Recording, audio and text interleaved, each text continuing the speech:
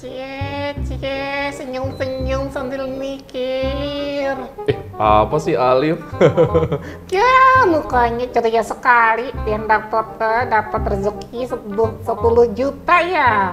Ih, Alif tahu aja 10 juta. Jangan lupa, Kak. Apanya? Bayar zakat. Iyalah, nggak lupa kalau itu. Kasih kamu aja, Kak. Apanya? Zakatnya. Lumayan 2,5%. Loh, kok kasihnya ke Alif?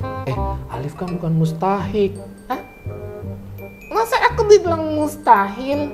Bukan mustahil, mustahik. Alif tuh bukan mustahik, bukan orang bisa menerima zakat. Nah, jadi bukan buat aku aja, Kak? Bukan. Nih, biar lebih jelasnya, kita tanya sama Ustadz Nasfi ya. Wah, boleh deh kalau gitu. Ayo.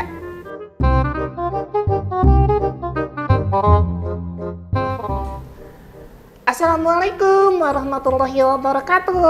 Waalaikumsalam warahmatullahi wabarakatuh. Alif yang semakin soleh dan karya. Iya Ustadz. Iya, gimana ini gimana? Ini Ustadz, tadi Alif nanya, katanya kan saya dapat rezeki nih. Alhamdulillah. Alhamdulillah 10 juta. Tapi Alif minta rezekinya zakatnya buat dia aja. Kan dia bukan mustahik ya Ustadz ya. Pas giliran terima zakat langsung pasang diri. Wah, ya kan namanya rezeki. Boleh. Jadi pemirsa BMH TV yang cerdas dan menggerakkan. Dalam Islam telah ditetapkan bahwa ada yang disebut dengan zakat harta. Apa itu zakat harta? Zakat harta adalah nominal tertentu atau bagian tertentu dari sejumlah harta tertentu yang harus dikeluarkan oleh umat Islam untuk dibagikan ke beberapa kelompok-kelompok tertentu yang ditetapkan oleh agama kita.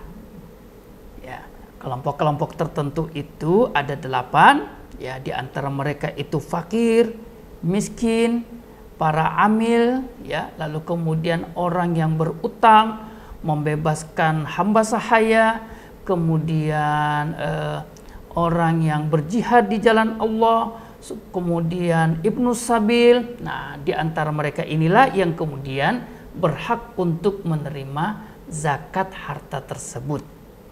Lalu kalau kemudian 10 juta yang didapat Kak Rian itu apakah sudah berhak atau sudah wajib dikeluarkan zakat atau tidak ya? Nah, itu. Berhak nggak, Ustadz? Pemirsa BMH TV, di dalam atau berkaitan dengan zakat itu ada juga yang disebut dengan nisab.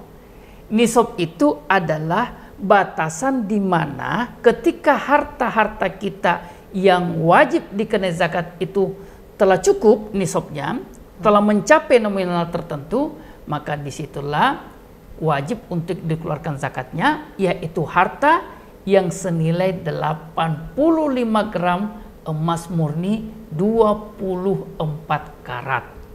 Berapa tuh? Berapa ya? Jadi 24 karat 85 gram emas murni. Jadi kalau misalnya nih Lip ya, iya, harga emas itu 1 juta nih, ya, 1 juta itu kan bisa dapat 10 alif ya. Wah, iya. Iya. Jadi kalau misalnya harga emas 1 juta 85 gram, ya berarti itu 85 juta. Nah, maka kalau misalnya seseorang telah memiliki harta 85 juta, dimiliki selama 1 tahun penuh atau 12 bulan Hijriah, dan itu merupakan miliknya sendiri, maka itu telah wajib dikeluarkan zakatnya 2,5%. Jadi kalau misalnya seseorang nih Liv ya, misalnya Karian nih, amin ya, punya duit 1 miliar. Oh, alhamdulillah. Amin ya. Maka wajib dikenakan zakat 2,5% karena telah melebihi 85 gram emas murni 24 karat. Ya. Maka kalau dari 100 juta nih, ya, 2,5%-nya berarti 2,5 juta. Berarti kalau misalnya 100 miliar, berarti 25 juta zakat harta yang harus dikeluarkan oleh Kak Rian.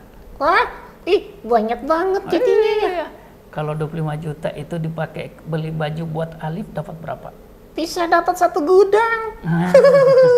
Tapi kan Alif bukan datuk dari 8 asnaf itu. Alif bukan fakir, Alif bukan miskin, bukan amil, bukan ibnu sabil, bukan mu'alaf. Aku yatim piatu. Soalnya nggak punya ayah, nggak punya ibu, kan dibuatnya pakai mesin jahit. Maka zakat harta itu hanya khusus untuk 8 kelompok ini saja.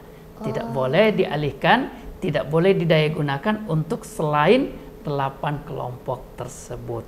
Maka seseorang itu betul-betul harus memperhatikan jumlah dari harta yang dia miliki.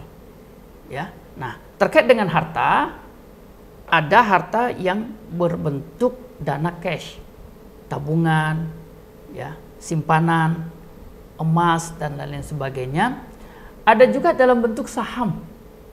Atau misalnya seseorang memiliki perusahaan. Ya. Maka kekayaan atau nilai dari perusahaan ini itu juga harus dikonversi senilai 85 gram emas yang kemudian kalau sudah melebihi dari itu maka juga harus dikeluarkan zakatnya. Maka setiap saat seseorang itu harus mencatat dan memahami, mengetahui berapa besar uang yang dia miliki, tapi tentu saja setelah dikurangi dari kewajiban-kewajiban lainnya semisal utang piutang. Jangan sampai seseorang itu kemudian ya menghitung lalu kemudian melupakan kewajiban lainnya berupa utang, sementara utang itu juga harus untuk ditunaikan. Maka setelah dikeluarkan dari utang-utangnya tersisa, maka itulah yang dinilai dengan 85 gram emas, dan setelah itu bila mencapai atau melebihi, disitulah dia wajib mengeluarkan zakat hartanya. Ya. Oh iya kalau gitu. Terima kasih Ustadz. Sama-sama. Terima kasih Ustaz. Sama-sama Kak Rian.